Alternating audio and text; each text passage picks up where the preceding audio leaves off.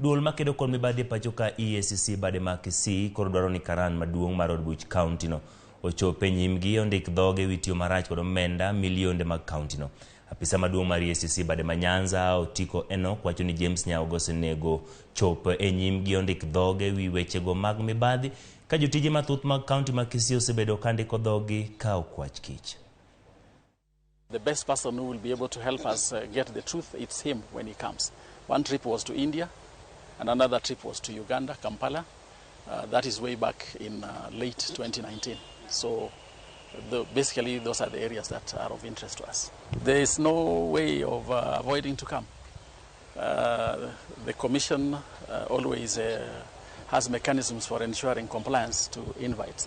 So it's not about whether he can decide not to appear. He will appear. Even if he doesn't come, he'll still come because he's still part of this country. And we are all subject to the Kenyan laws. So there's no other room.